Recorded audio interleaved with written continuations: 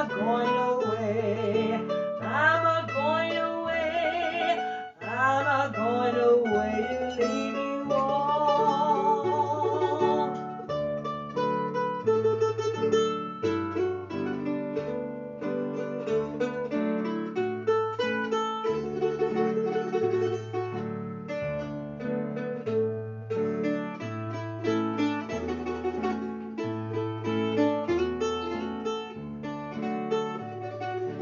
Fare you well, mother, fare you well, fare you well, and goodbye too. I'm a going away, I'm a going away, I'm a going away to leave you all.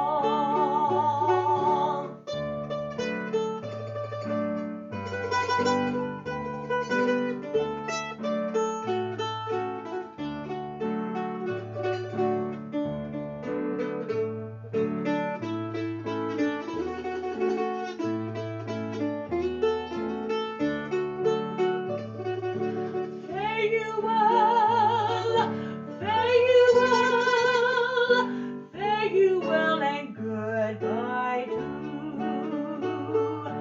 I'm a going away, I'm a going away, I'm a going away to leave you all.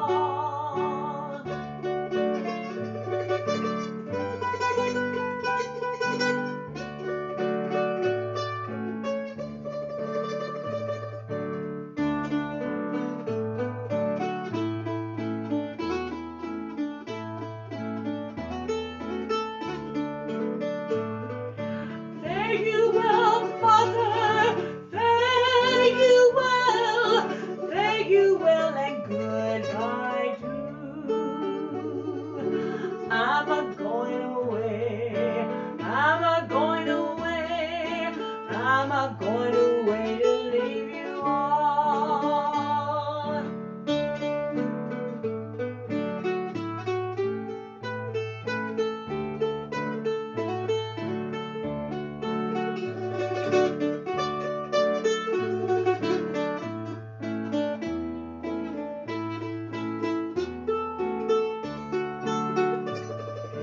Fare you well, mother, fare you well, fare you well, and goodbye too.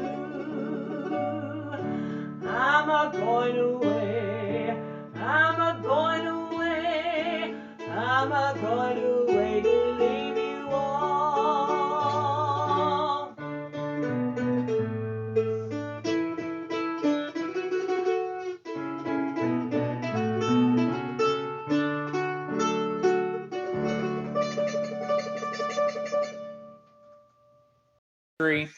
But it's kind of important to kind of show what I'll be talking about today. So these men here that are loading this steamboat here or unloading the steamboat, looks like they're probably most likely unloading it, and it's cotton.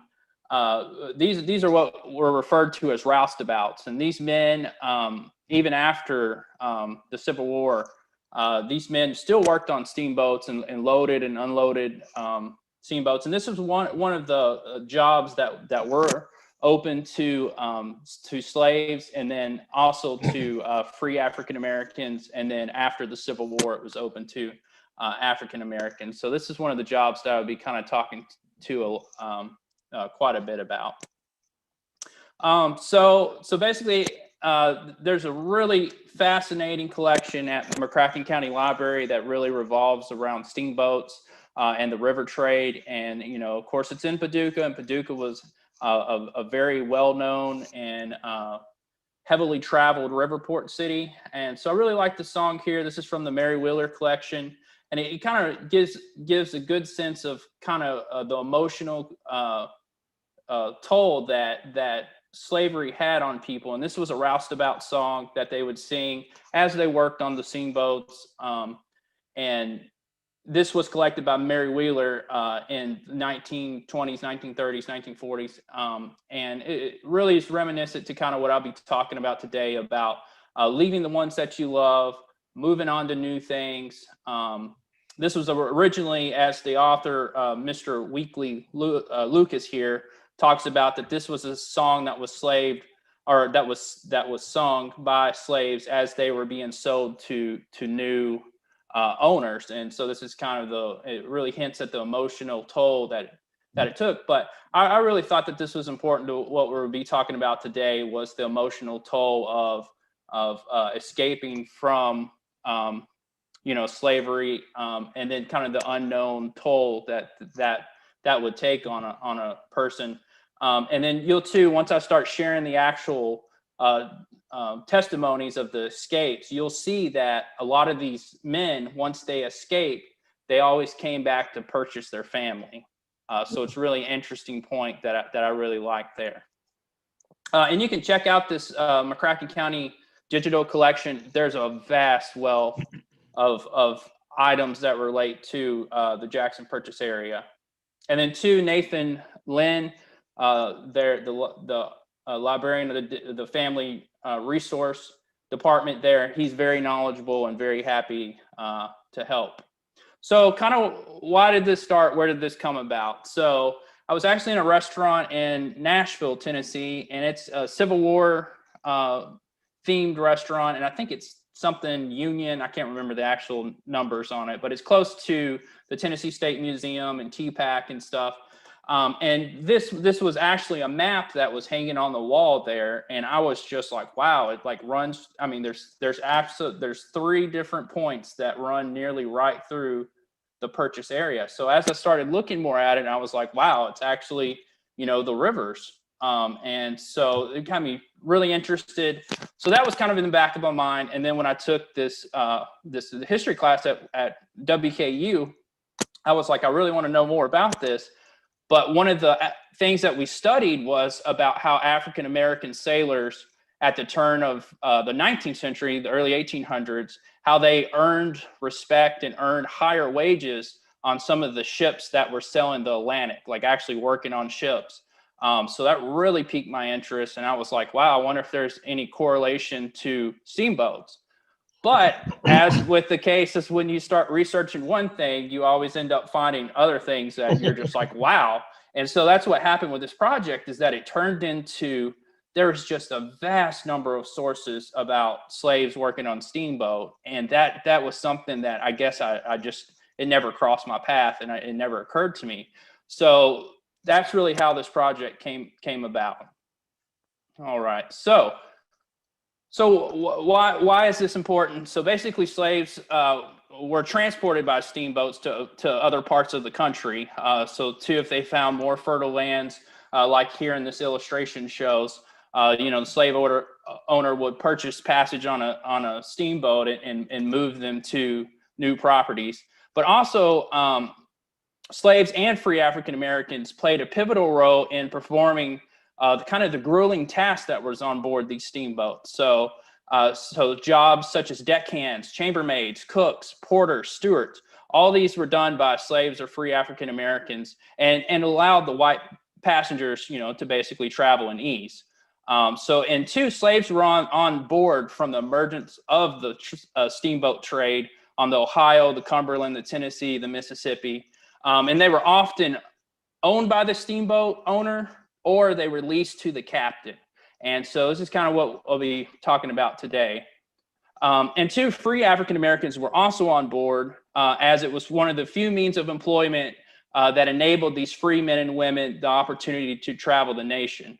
The river systems and the steamboats throughout the Ohio Valley and the South provided African Americans access to a world beyond the plantations, and which offered some slaves passage to freedom. So an example of this is Nelson Collins, and he was a Paducah resident, but also a free African American who worked on various steamboats in several different roles. And he reportedly traveled all the way from Ohio and the Mississippi rivers, and he worked all the way from Louisville to New Orleans. So steamboats likewise provided slaves accessibility to places of freedom, and free African Americans a way to secure employment not afforded to them in communities throughout the South.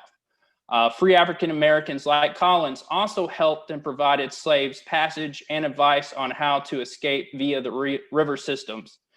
They also provided information about upcoming towns and who would aid them in their travels. And so this is another really interesting thing that really plays into what this Underground Railroad system was. It was very informal, and it seemed like one person would know someone else, and then that person would know the next link. And so as I was doing this research, this is really how this portion of the Underground Railroad worked. So an important part too of the steamboat, besides obviously travel, was what was called the cotton packet. And this is basically where they would just load, I mean, tons of cotton on a steamboat for passage to the north to be made into finished products. And so this is kind of a really good illustration here that I found that kind of shows this. And of course, slaves loaded this, and then, you know, they would transport it to Pennsylvania and on up north for finished products. But so let me see here. So exports such as tobacco, cotton, sugar, and rice were traded for finished goods, both domestic and foreign. So the riverways in the South provided the steamboats, you know, a lot of material and a lot of goods were able to travel over the rivers instead of on wagons. So really the rivers here in the South were the interstates that we see today. Let me see here. All right, kind of talked about that. So just to kind of put it in perspective, why the steamboat was so important to commerce. So a Nile boat or keel boat would take nearly 4 months to travel upstream from New Orleans to the Falls of Ohio, which is near Louisville. And if you compare this to the slowest steamboat, which could travel at least 50 miles a day, and by the mid-1820s, steamboats could double that number. So in 1820, the first trip from New Orleans to Louisville took 1 month. By the 1840s, that same trip took less than a week. So you're looking at extremely fast means of travel. And so, you know, again, this goes back to how quickly could you move? If you're going over land, there's a lot of people you're going to run into. But if you're able to get passage on a steamboat through some of the means that I'm going to discuss today, you could quickly get from the deep South all the way to, you know, Cincinnati, and you know, find a way to escape from there. So this is kind of a little bit better map that I like here that really shows the amount of the rivers that were in the South. And again, like I said, I mean, you look here, nearly all these rivers flow right into our area. And we're going to talk about Cairo and why Cairo was instrumental. But also I want to keep in mind too, just to point out that this whole region all throughout here, this was, I mean, it was free. They were the free states, but still they were very pro-Southern, and they would aid in slave catching and slave attempts, but that's not necessarily everyone. But it was a very, I would say the majority of them were. So that's something to keep in mind. But also I'd like to point out too, there was a few free African-American communities, and actually one, I work for the Forest Service, and there's actually one located in Southern Illinois called Miller's Grove, and the Southern Illinois University archaeology department does a lot of excavating there, and it's a really interesting and fascinating site, and basically they've linked that community helped a lot of slaves with their passage to freedom. So steamboats gave African Americans an enormous amount of freedom and intimate knowledge of the economic connections between the urban, rural, and rural slavery economies that were fueling the rise of the West. So over 20,000 laborers at mid-century, and which included at least 2,000 free African Americans and 3,000 slaves. So a very vast number of African Americans were working in the steamboat trade. All right. So how did slaves escape? Well, African Americans, of course, like I said, worked in the cotton, the sugar, tobacco markets, and moved tens of thousands of pounds of these agricultural commodities on board steamboats, and then offloaded these goods in the river port cities they visited. These river port cities themselves gave enslaved African Americans a network of people who would help them relocate or gain new identities. The total number of enslaved steamboat workers is unknown, and the number of those who escaped too. But Thomas Buchanan, who's like the leading expert on this, he's written 3 books and several articles. He writes that hundreds, if not thousands, of fugitives rode the decks of the steamboats to freedom. So enslaved steamboat workers created these networks with local, free and enslaved African Americans and sometimes whites to provide runaways places to hide until they could be moved to the next location via the river. So sometimes this was on board a steamer, and then sometimes this was on a rowboat. So this crucial link provided thousands of slaves access to their freedom via the steamboats and the help of sympathetic African Americans and whites in river port cities. So African American steamboat workers knew the schedules of the steamboats, and they also knew which boat officers needed workers without worrying about whether or not they were enslaved or free. So typically the custom was that they had papers that they would carry with them. But of course, as the nature, if you've ever worked in any fast-paced industry, you just want to get the job done. So some steamboat owners and captains were really lax on this.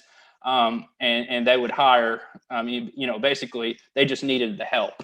And so, of course, this was a way that, enslaved African Americans could take a chance and see an opportunity to freedom.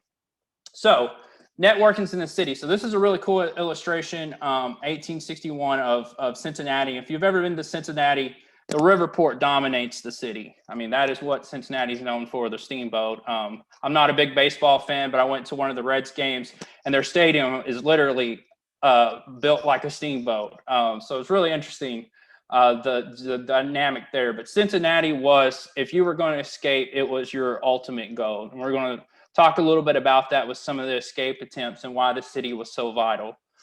So busy river port cities like Louisville, Paducah, Cairo, or Covington and Cincinnati provided African American steamboat workers considerable networks with local people in the river ports. So they often interacted with other African Americans, spending their leisure time at boarding houses, shops, saloons, and city jails. So this fraternization helped steamboat workers establish relationships and spend their own money as they pleased. So one example of this is the story of Madison Henderson.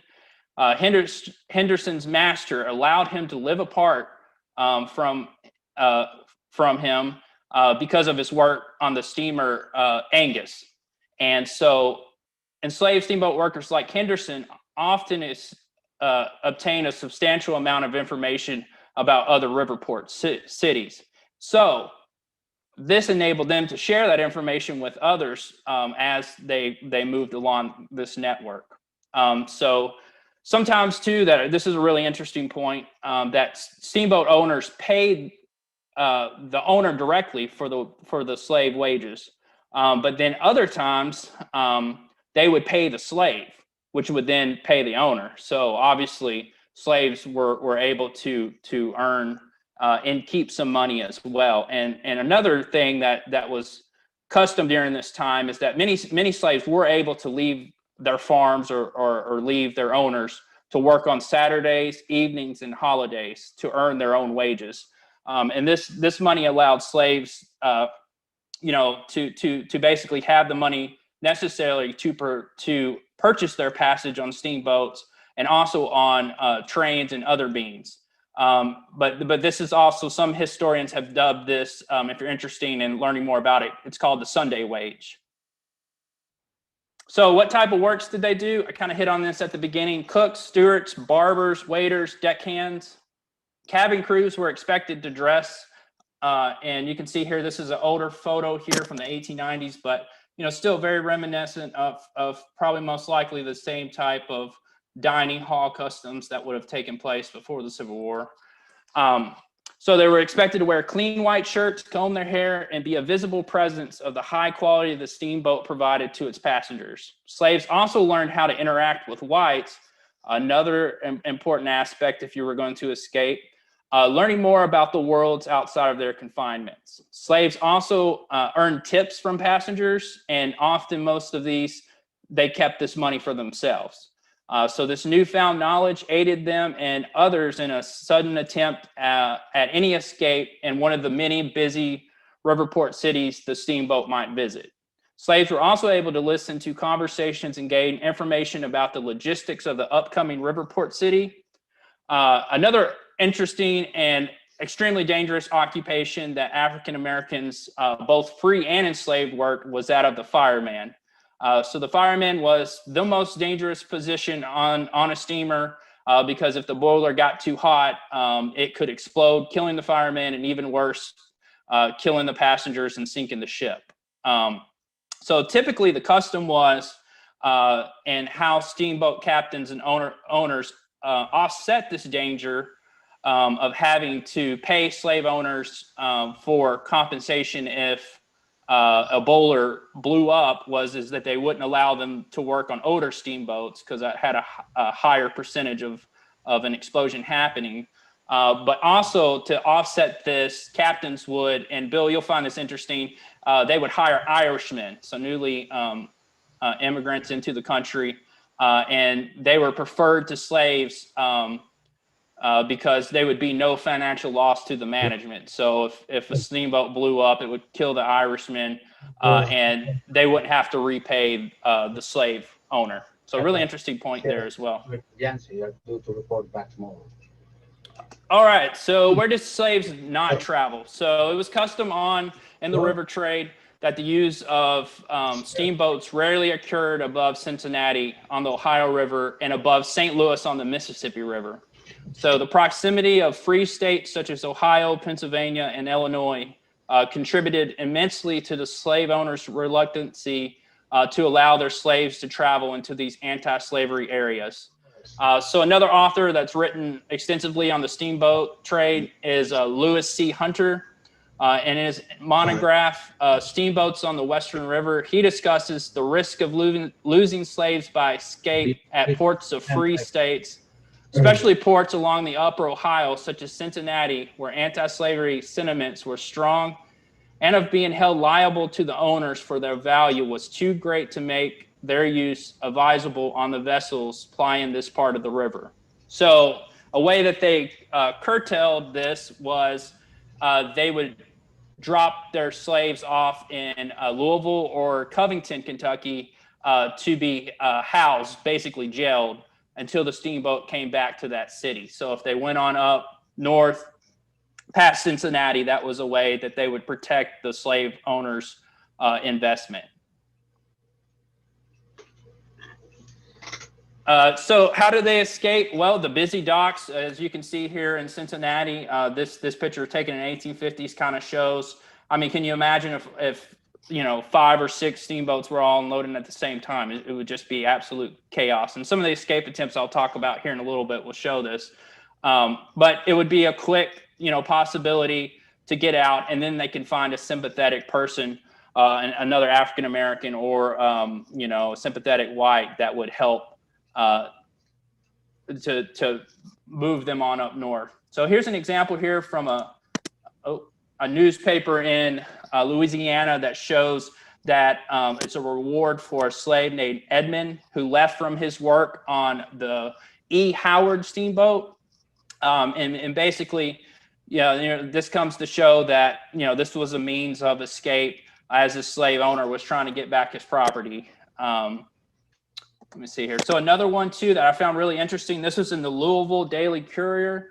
And this is an actual ad for steamboat owners to say, hey, come purchase our insurance in case your slave escapes via a steamboat. We'll give you this insurance policy. And so I've really found this extremely interesting as a way, to kind of, we still don't know how many slaves escaped, but obviously we have all these little breadcrumbs that show, wow, this was something that occurred.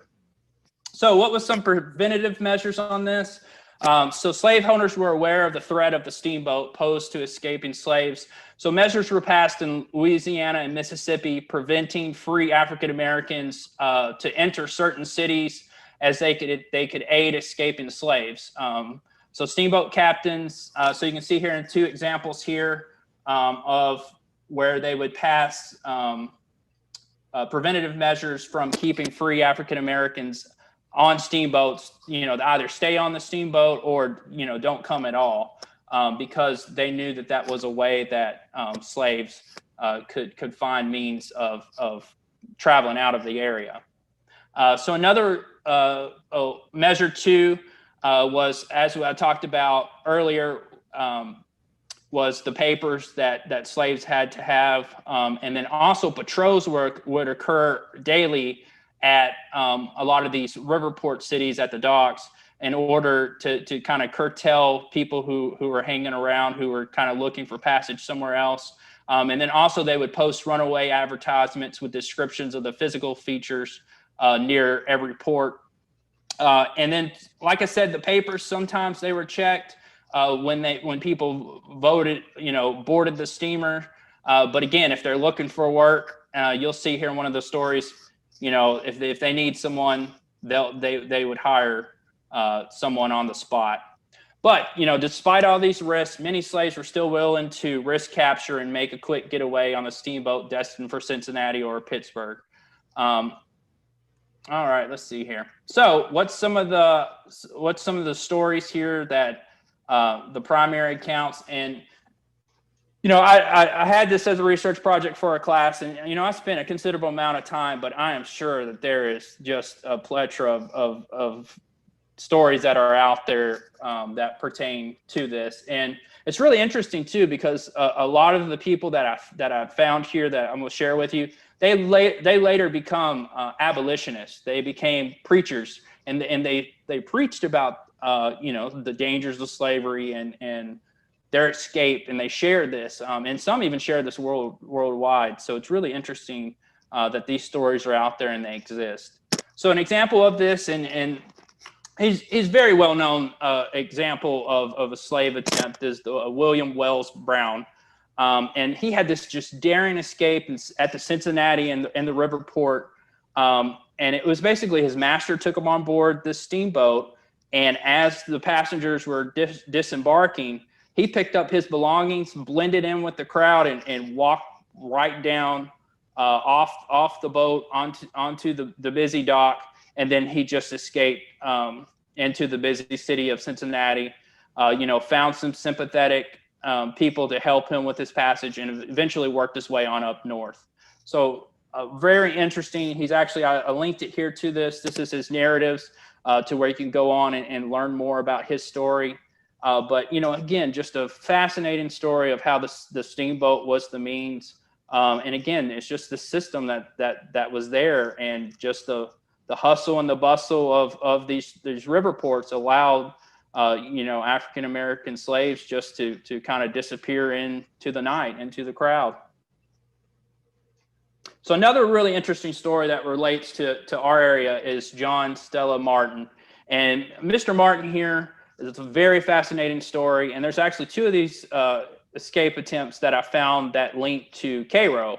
And so Martin was leased out to a steamboat captain and worked all up and down the Mississippi and Ohio rivers. So this is another slave or former slave that had a vast amount of knowledge about the river system and how things port. And so or how things work. So there's really no telling how many times he'd actually been to Cairo or Paducah, up and down the river, and knew the area probably pretty well.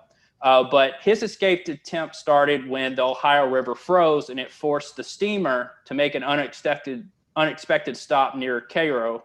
And basically, Martin left the steamboat, so he found a way to get off, and he was able to find a sympathetic person that helped to get him to the train station there, and he was able to board a train to St. Louis, posing as a free African American. So probably Martin had some means of money to purchase his passage and blended in, and people didn't think twice that he could be an escaping slave.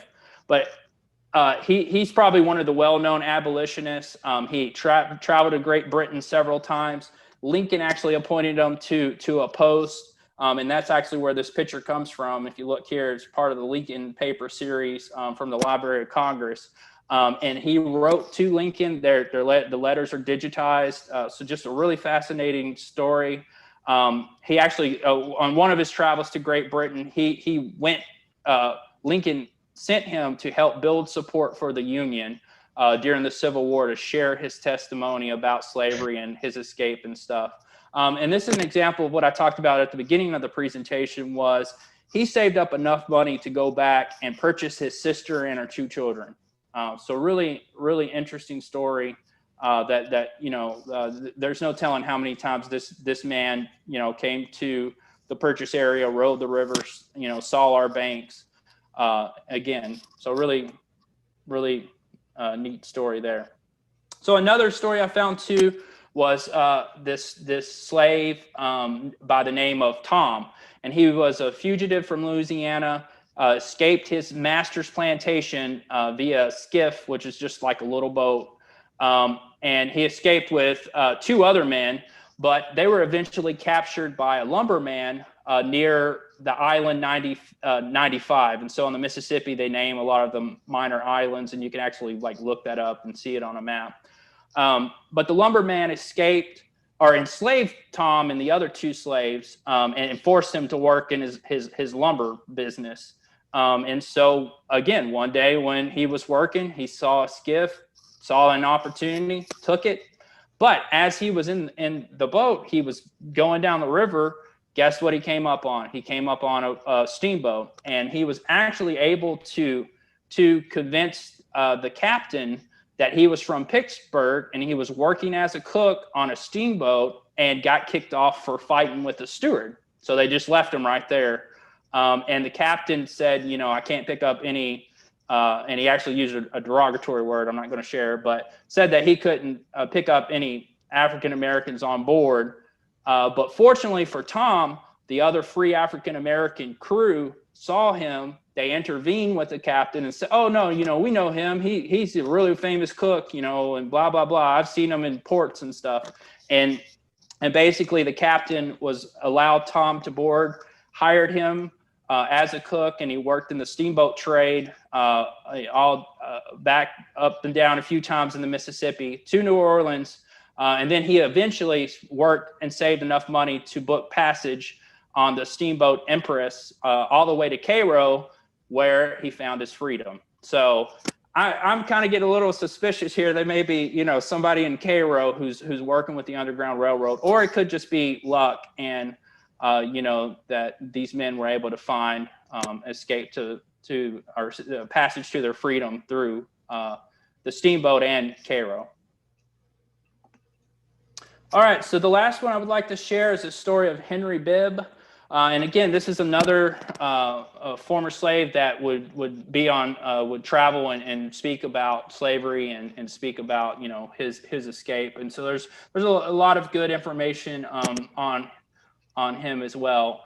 But he was a Kentucky slave, and he asked permission from his master to go seek work for his Sunday wage. He was looking for a way to make some extra money, and so he went close to the Ohio River, and then he was able to convince someone to give him passage to Indiana. Now, of course, this is Southern Indiana, very sympathetic to slavery. Even though it's a free state, there was still. If you ever travel, learn the history of Southern Illinois a lot, you really find this as a reoccurring theme. But he was able to get to Madison, Indiana, where of course it was a river port city, and he was able to, as nightfall, a steamboat was pulling up, and he was able to board the steamboat traveling to, guess where, Cincinnati. And so at night, he just basically kind of hid away from the other passengers on deck. When the steamboat landed in Cincinnati at 9 o'clock in the morning, he again blended in with the rest of the passengers walking off the steamboat. And then it was really interesting because I used to live in northern Kentucky. My wife and I, we were both teachers there. And it was really interesting because I actually can imagine this, but it says that he walked right up Broadway Street, downtown Cincinnati, knew better than to, just go up to someone asking about, where's an African-American person at. So he found a group of kids playing, and it says that through the use of indirect questions, he was able to find the location of a free African-American man who then helped Bibb find another person who was able to escort him to Canada. And then once he was in Canada, he was able to work, save up enough money, and then he was able to purchase his wife and daughter. So again, really interesting, another account there that kind of shows the importance of the steamboat, but also shows the importance of kind of I'm trying to get everyone back up here. The role that these river port cities played.